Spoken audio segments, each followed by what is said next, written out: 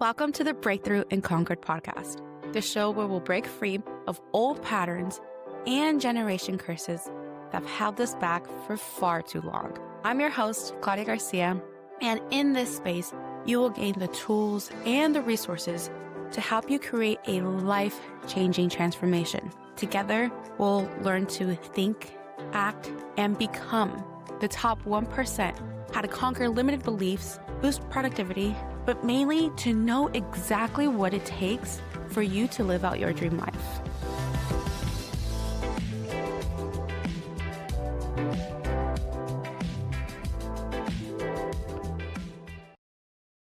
Welcome back to the Breakthrough and Conquered podcast. I have a very special guest. She is a 2-time award-winning podcast. So when I'm talking about talking to the 1%, she's up there. And the podcast that I was a guest on is called The American Dream of the Eyes of Immigrants. And she's a very special guest because she's truly inspiring, changing the narrative, and someone that I really connected really quickly. So I'm so happy to have you, Heidy De La Cruz.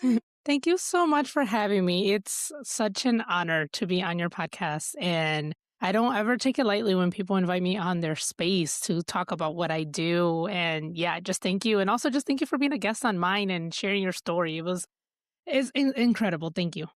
Yeah, no, oh, it's such an honor to be on your podcast. And it's so wild. Like, guys, she's busy. She's booked and busy because when we did our podcast episode, after we record, she's like, okay, your episode will be up in a year. I was like, what? Yeah, and I'm there again. And I'm there, like, when I say that, like, people always tell me, like, oh my gosh, that's amazing. But it literally overwhelms me.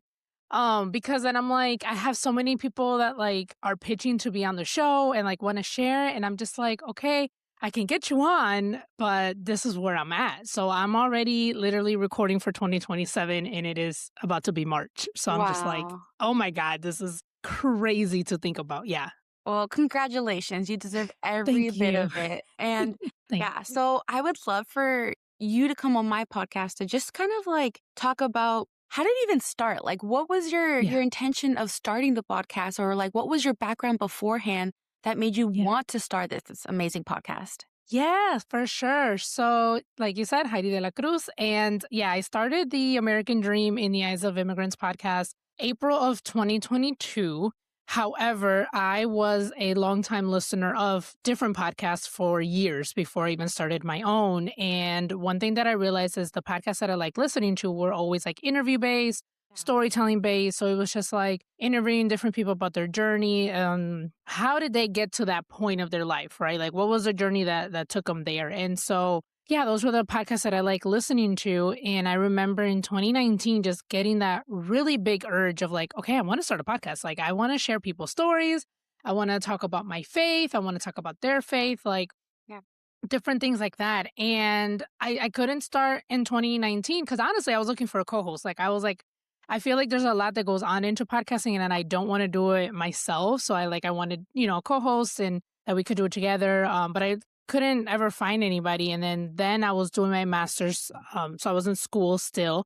So I was like, okay, with my full-time job and master's, I can't right now do the podcast. So fast forward to 2022, I was on maternity leave. So it was towards the end of my maternity leave. So my son was about 3 months old. And I was still like with that urge to start a podcast. I was like, I want to share stories. I just didn't know which stories I wanted to share yet. And it wasn't until I started actually researching how to start a podcast when I like, okay, I need my cover art, I need a recording, I need a hosting. But so I got all those logistics together. And then it finally came down to like, okay, what stories do I want to share? And I actually came across an article on Medium, and it was an immigrant sharing her experience coming from Kenya. And she was particularly talking about her cultural shock. So every single cultural shock that she experienced in the United States after moving. And it really moved me, that article, because, growing up with immigrant parents, you're always surrounded by immigrants, whether they're friends, family, and you hear their stories of like how life was back home or like when they first got here and things like that. And when you hear about immigration outside of the immigration community, it was always negative. It was always about politics. It was always like this falsehood, right? Misinformation. And so reading that article, it just really hit me because I was like, people don't talk about this. People don't talk about the immigration experience, how people got here, why they got here, how was the process for them. And so I remember after reading that article and thinking about that, I went to my husband and I was like, hey, like, I know you came when you were 9.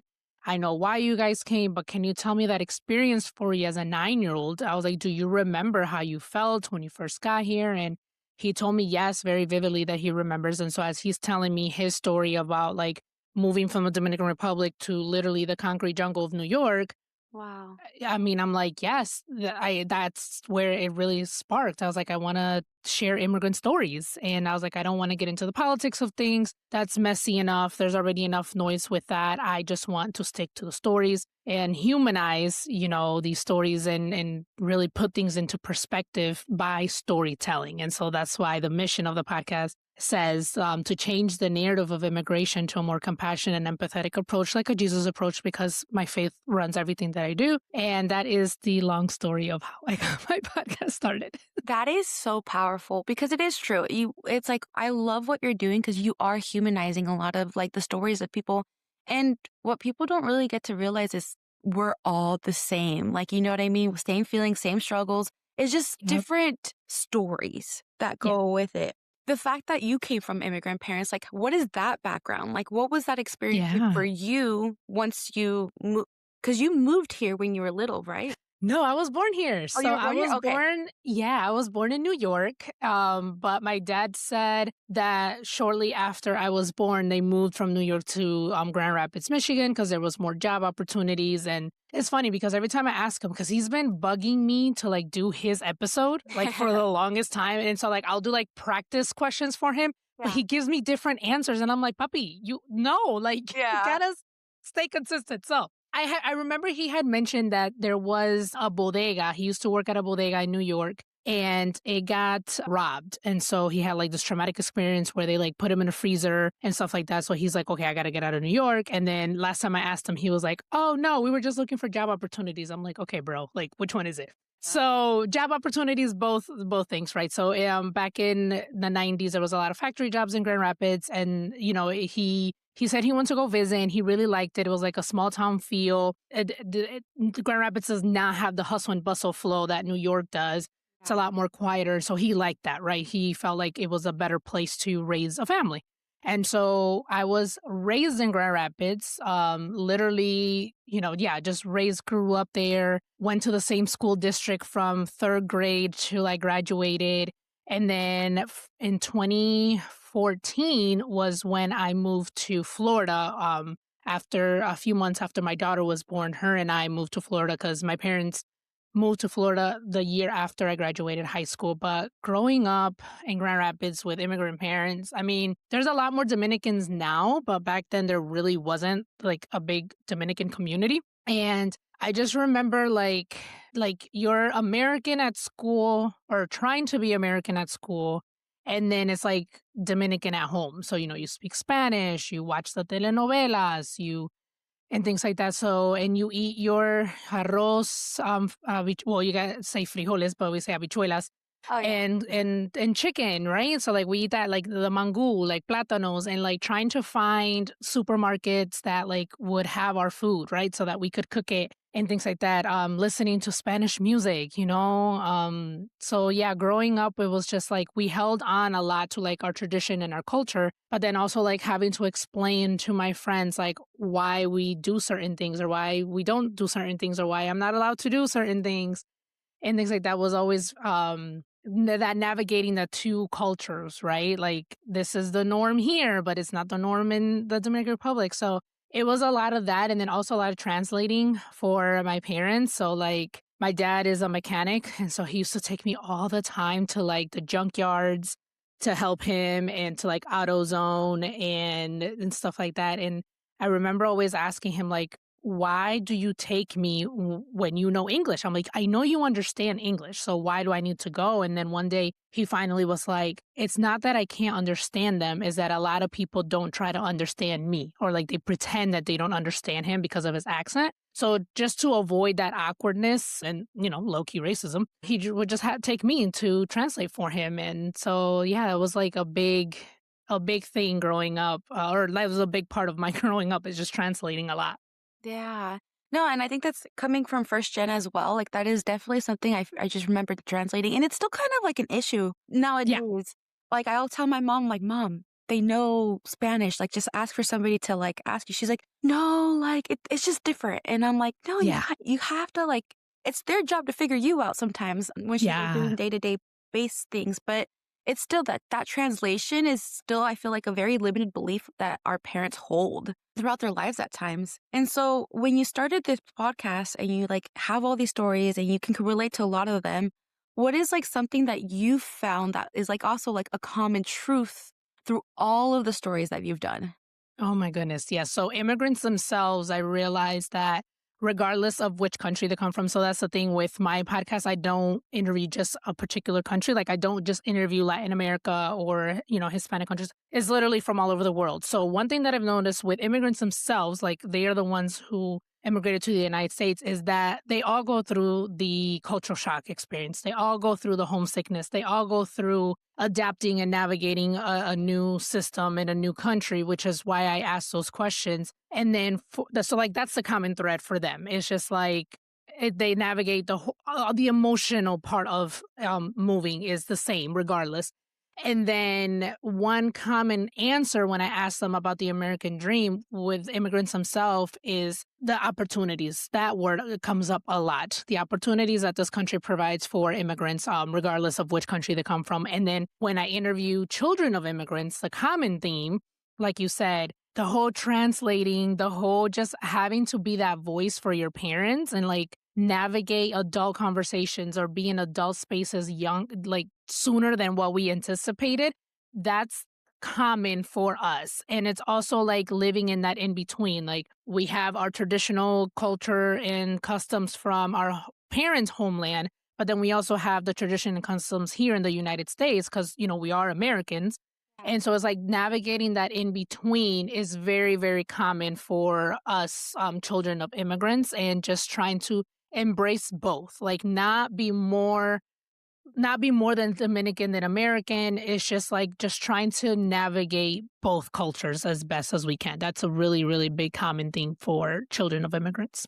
Yeah, no, 100%. And it makes sense. It makes total sense. That's the same thing that like when I would talk to like my parents and ask them like what it was like here, they're just like, it was just completely different because Yeah. they come from something that they didn't have running water that was warm back Yes. then. Yes. So when you come Yes. here, you're just like, whoa, like it's completely different. Yeah. So that makes completely sense. And I think I think as like children from immigrants, I feel like we see a different type of lifestyle. Like we get to see both type of lifestyles. We get to see the Oh, struggles of the yes. immigration and we get to see the benefits of being American. And there is Mhm. like, at least for me, I know there's a sense of like gratitude. I was like, wow, like I'm really thankful that they sacrificed a lot so that I could have this life now. There still holds a lot of limited beliefs because of our upbringing. You know what I mean? Sometimes they put us in a box, sometimes either from Yes. safety or maybe limited beliefs that they maybe try to instill in you. Did you experience anything like that while you were building your podcast? Like any type of limited belief that you had to like rewire your brain and be like, that's not true. That's just my upbringing, but I'm creating a different reality for me. Oh my God. Oh my God. How deep do you want me to go? As deep as you want, girl. Oh my goodness. Yes, because believe it or not, well, because you have a podcast and you have an online business, but having a podcast is like going through an entrepreneurship journey because there is a lot of limiting beliefs that comes up or like doubts because it's like, okay, who am I to be doing this? Like, who am I to be doing this? And so, yes, like I had a lot of things come up. So let me give you an example. I started it in 2022. Like I said, my son had just been born. So like literally this podcast has grown with my son, right? And there came a point where he was about 18 months old and he wasn't speaking. And the pediatrician right away recommended for speech therapy to get evaluated. And I remember like a few months prior to me starting the podcast, we had a nanny for a short period of time because I was going back to work and I had to retrain and all that. So bless her heart, she was amazing. She was great. But when it came down to like the whole speech therapy thing and him not speaking, she was pretty much telling me like, you need to spend more time with your son, you know? Yeah. And I had this huge just mom guilt. It was like, okay, this is my fault. He's not speaking. I need to spend more time with my son. I shouldn't be building this thing right now. This is not, I need to be like, shift my focus. I was like, I'm a horrible mom, horrible wife. Like, I just went down this spiral and stuff. And so I remember literally like crying to my husband and was like, I'm going to quit this podcast. I am done. I'm just going to focus my time on my son and you and the family. I'm just going to quit. And he was like, where is this coming from? Like, we're fine. Our son is going to be fine. I never told you you're a bad wife, you know, like, so we had to have that conversation. And yeah, so it was, so that came up. So it was just like having that guilt of like, I need to spend more time with my son. I'm not a good wife. I shouldn't be, you know, doing this podcast right now. I should just wait until he's older. So that, and then just I've been doing therapy as well while doing this podcasting journey because at the end of 2023, I got diagnosed with PTSD. And it's crazy to say that because I was not in the military. I've never been in the military because a lot of people associate PTSD with the military, rightfully so. But I just had PTSD from a lot of traumatic experiences from, you know, childhood and my previous relationship, which was a toxic, abusive marriage. And so I was getting triggered a lot. And so I ended up, you know, going to therapy. And then she was like, it sounds like, you know, you have, listening from your story, you have PTSD. So doing trauma therapy while also doing this podcast has been a lot as well. Because again, I've been learning a lot more about me. I've been learning a lot more about my trauma in my childhood and things like that. And just learning a lot more about my family and like the generational trauma that has been passed down to generation. And then you add the immigration experience to all of that. It's like an added layer. And so there had been times where I'm like, I can't record today. Like I don't have the energy or the mental capacity to give my best self to my guests. So I've had to make tough decisions of like rescheduling some guests. And that also helped me like navigate my schedule with like going to therapy and recording. Cause I'm like, okay, if I have therapy on Wednesday, I can't record Thursday, Friday because I need to recover, you know? So that has come up a lot too. And just like imposter syndromes and like doubts and then like digging deeper into like, where is this coming from? Why do I believe this? And things like that. So it's really been an incredible journey, like the good, the bad, and yeah, the ups and the downs, because you learn a lot from yourself. You learn a lot from your guests. And I've learned so much of God as well. So it's like I've also been using my own healing journey to like connect with my guests and be able to create a safe space for them to share their traumatic experiences, because there has been tears shed on the show. There has been times where my guests, I need to give them that space to like cry out and like what they're processing in real time, right? And going through my own therapy journey, like really has made me like more compassionate, empathetic, and like understand like, okay, they're processing this in real time. Let me give them their space so they can cry it out. We'll delete that later, you know, when we're editing. But yeah, it's been quite the journey these last 4 years. Wow. And it's honestly this type of work, I like to call it like personal development on crack. Oh, yes. Yeah. It's like you really get a flashlight of all of the things that are technically your responsibility, or things that are like that. I don't want to say feel wrong about you, but like you literally have to just take ownership of every little thing, because not everything that happened to you obviously is not your fault. But you start to realizing like, man, if I want to recover from this, it's my responsibility to heal from this. If I really want to keep moving forward, I have to take responsibility, even if I don't want to. 100. And it sounds like for you, like you really found like a sense of worthiness within the chaos of mixing everything. Oh my God, yes. Oh my goodness, yes.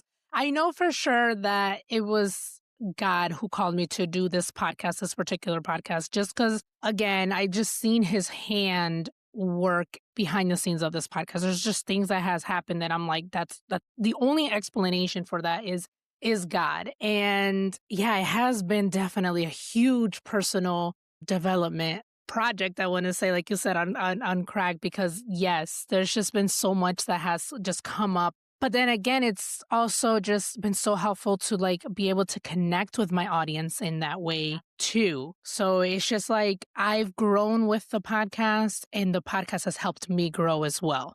Yeah, if for that makes sure. any sense. Yeah, no, it does. I think also when you allow yourself to heal and you allow yourself to grow in ways that made you so uncomfortable or even just revisit things that are really uncomfortable, I also think this it gives you a sense of power. Like you actually get to help more people because of it, because you either get to relate to them or you can even help them through that same struggle. And it's really evolving you as your leadership.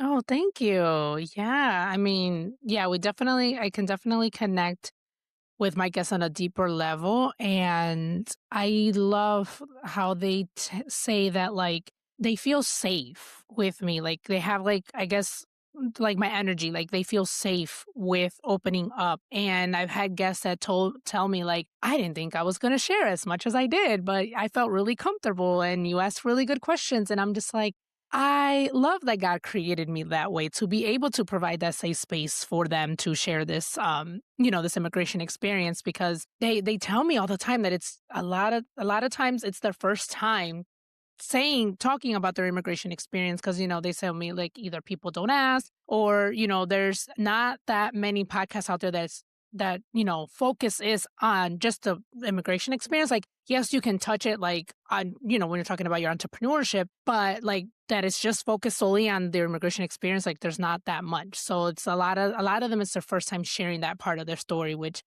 I find really fascinating, but then also a little sad too. And I'm like, oh, like really? No one asked you like how it was back in your home country or anything like that. And then like now I like every single time I hear an accent, I'm always like asking people like, hey, where are you Yeah. from? Like, hey, like or have you ever told your immigration experience? So yeah, definitely. No, and you really are. I remember when I first met you and you told me your podcast, I was like, that's genius. Like it really is. There's not a lot of people who are doing what you're doing. I just knew I saw the vision. I saw how it's going to connect people. I love how you're leading with love instead of fear or Oh, judgment thank or, you. saying specifically like you Oh, have to think yes. like this. It's more truly like you said, in a God's way of like so much more compassion. And I think with that going into your podcast, I think that's why it's done so well because one, you could have all these Thank you. episodes. They're all going to be different. Someone's going to be able to see themselves in an episode. But did you know that it was going to get this big when you first started it? Or how did it like, when did you realize like, holy shit, like I have something big here? Actually, I still don't think I realized like what it is. And it's crazy because I've had this friend who has been supporting me since the beginning of my podcasting journey. I'm going to give her a shout out, Odio. Like she has been there with me and she has told me, she was like, you have something really special here. Like you really have something special going here. And no, I definitely did not think that it was going to get as big as it is. And it's just been incredible to see it work. Again, just see God work. So when you first start a podcast, you're just like focused on just recording and Yeah. publishing, right? And that was literally like the first year I was like, okay, I need to find guests. I need to stay consistent with this. And when I first started, I was releasing episodes every other Tuesday. So it came out to like 2 Tuesdays, 2 episodes per month. And then it got to like a year out. And I was like, okay. So then I did that for the first 2 years. And then once I got to a year out, I was like, okay, I have enough episodes to do a weekly show. So I was like, okay, so for 2025, I'm going to change this to release episodes on a weekly basis. And then once again, I hit episodes up to a year out and I'm like, okay, I need help. So then I eventually hired my VA who does the editing for me and I took a break from recording and so I was just focusing, on helping others launch their podcast. I was focusing on other things like teaching about podcasting and all that. And then I was like, okay, well, I took a little break so people wouldn't have to wait a whole year for their episodes to be released. So then I started again recording at the beginning of this year. And even when I was on a break, like I was putting people like on a wait list. It's like, okay, I'm going to record in January. So I'll, reach back out in January so we can get you on the schedule. And very, very quickly, the schedule got filled up. And I'm just like, oh my God, this is amazing. Winning the first award was so crazy. But then winning the second award was like, I could not really fathom. I remember getting the email. I literally screamed and my husband was like, what is wrong with Oh, you?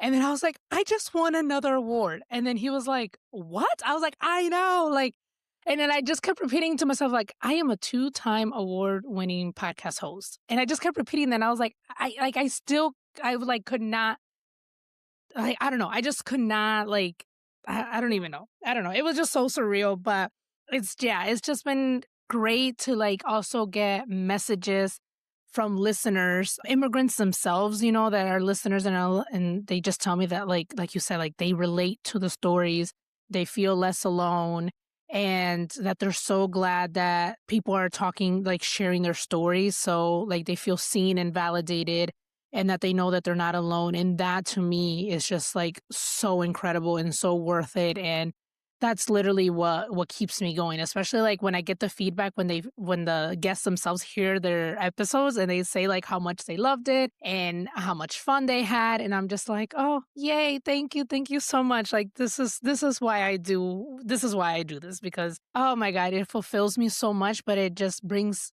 me joy to see them like with that Yeah. joy. No, and it truly is. Like I said, so much love, so much joy, so much compassion. I mean, I loved my episode and I was like, man, this is really fun.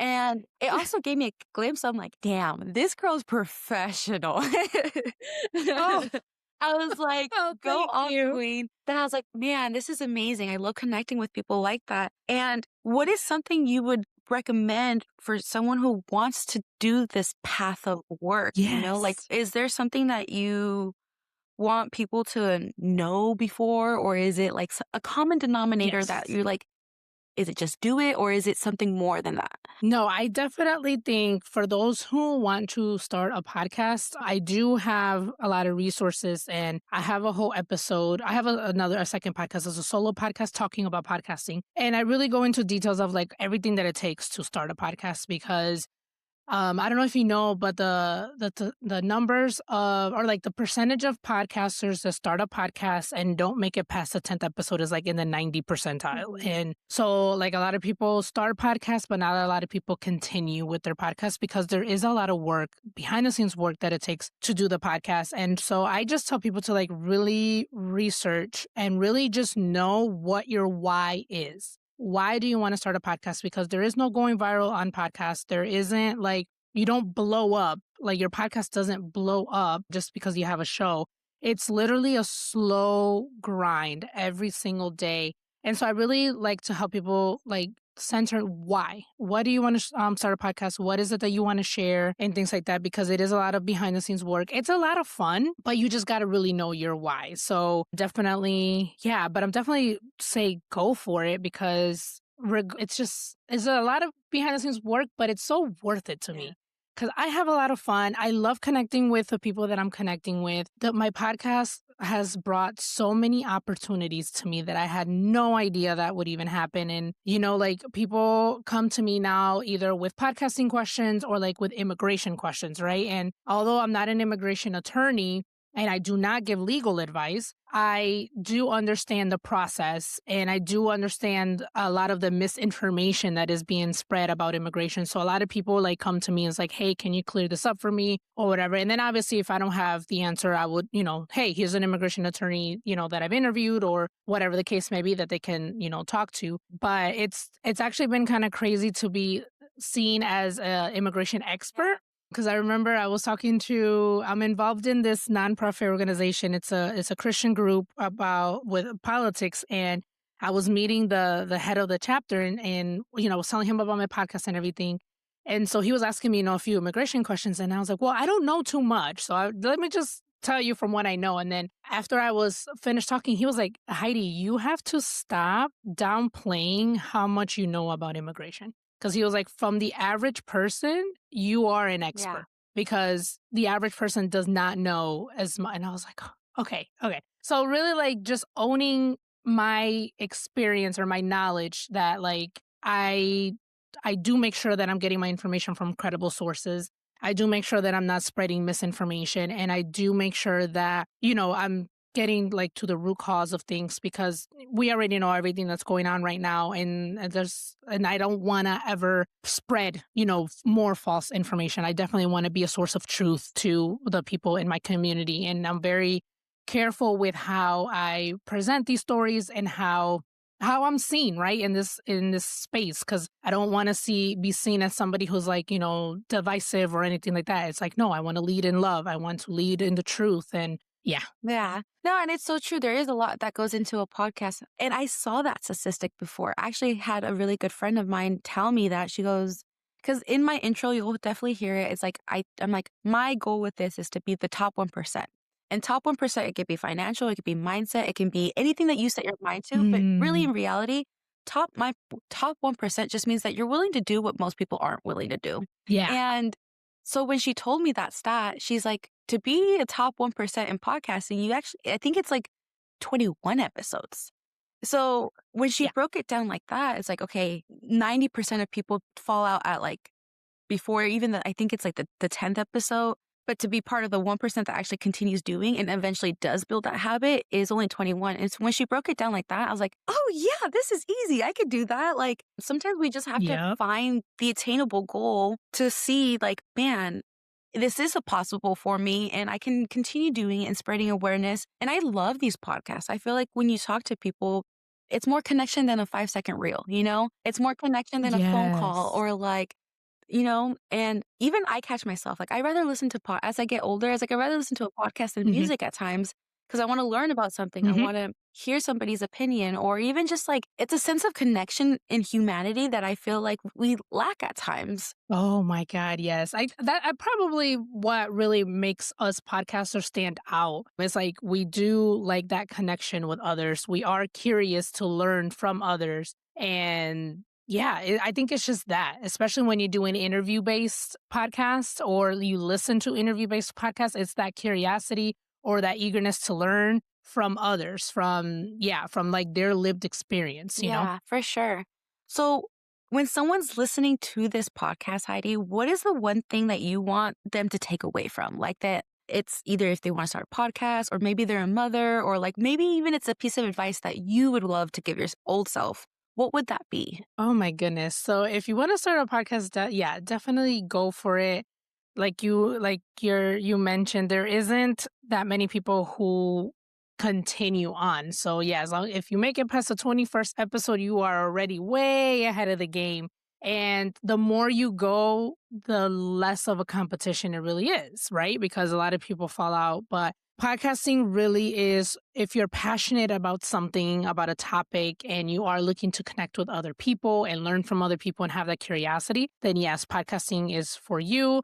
And just remember that it is a slow grind. It's not something, it's not a fast get rich scheme. It's not going viral. It's literally building episode by episode, brick by brick. I actually used that analogy on Threads the other day. It's like podcasting is like building your platform brick by brick, and then social media is like building your platform with like a straw, right? Like the three little pigs, like a straw Yeah. house, because podcasting is evergreen. It's, people are listening to episodes that I, recorded 3 years ago, and it's evergreen marketing. It's lives on forever. And it's really one of the few things that you own on the internet, right? You own your website and you own your podcast. You don't own social media or anything like that, but it's literally online real estate that you own. And for good or bad, like there is no censorship when it comes to podcasting. So it can go either way. It's a good thing and a bad Yeah. thing, but it's really something that like you build. You are in the creative control. You choose how often or how little you want to publish and just do what works best for you. Cause that's another thing. Like I come across a lot of people saying like, oh, I want to start a podcast, but I don't have time. And it's like, okay, why don't you have time? And it's because I think they have to do a weekly episode. And it's like, you don't have to do a weekly episode. I've helped clients do seasons, right? One client of mine is doing seasons and she's doing 6 episodes per season because that's just what she wants to do. And that's what's going to help her because she has a corporate job and then she was also a public speaker. I helped another guest start her podcast and she's also doing seasons, but she's doing 10 episodes per season because that's just what, she can do. And so, I've had a guest who does every other week. It's just like, what can you do to stay consistent? And that's what I really help, clients get down and really look at your schedule and make the podcast work for you, not you work for the podcast. And that's another thing that I love about podcasting, just the flexibility of it. So if anyone is looking to start a podcast, I say go for it. It's a lot of fun. It's a lot of work, but it's so, so, so, so worth it. So worth it. Yeah. No. And Definitely. It is worth it. It's definitely something that I like never thought I would ever do. But with the moment I did it, I was so glad that I did it. It's like most people Yeah. feel like they have to have a certain look or they have the time or and I was like, in reality, Yes. it's for everybody and anybody. And it's definitely been such a like you said, a good foundation to even my own business, being able to be in different Yeah. now because of this podcast, I was able post it on YouTube and extend my baskets essentially. I don't put all my eggs in one Yeah. place. Uh, Yes. yeah. Yes. Yes. And I loved how 100%. you said that. Like you get to own your podcast. I never thought about it that way. Yeah. Just like you own, yeah, because the podcast is, I'm going to get really technical here, but the podcast is a podcast because of the RSS feed, which is the URL. So, like, for example, my website, think about it like that, is your website URL. Mine is HeidyDeLaCruz.com. So each podcast has their RSS feed and you own that. That is yours. So, yeah. So it's really online real estate that you own. It can't be canceled. It, like, you want to change hosting sites, you can do that. So yeah, it's really about like, yeah, taking ownership. Like that is yours. You're building a platform, you're building legacy, you're building your own stage is how I want people to see it. Because yeah, it's just brought so much opportunities and it's literally like build your own opportunities, build your own stage with your podcast, build your own platform. Give people the opportunity to share their story that wouldn't usually hear, right? And now that I say that, like one of the key words that my podcast was ranking for was underrepresented voices, and I was like, I almost cried when I saw that because I was like, yes, that's exactly one of the biggest goals is like to give a platform in this to these stories. And podcasting is global, you guys. Like you literally can share your message with the world. And my podcast is being listened to in over 100 countries. And just when I see the list of countries, I'm like, it's amazing to see like people outside of the US wanting to know about moving to the US. Like, how is the experience? And so, if you really want to get your message and your story out there, podcasting literally is a great way to do that. Yeah, no, mic drop. Like, I can't believe that there is so many people to even have that like perspective of like, oh, if I want to move, I didn't even think that's why people do it. That's amazing. I feel like the Yeah. reach is literally endless. And it is something really rewarding when someone tells you like randomly, hey, I just listened to this podcast episode. And I'm like, oh, Yeah. wow, like that is amazing. So everything you're saying, it makes Yeah. so much sense. It makes me feel a lot of assurance that I'm doing it good. Yes, girl. Oh, yes. So where can people find you, Heidi? Maybe they want you to be their mentor. Maybe they want to be on a guest or like what else can you help other people and how can they find you so that way you can help support more other people? Yeah.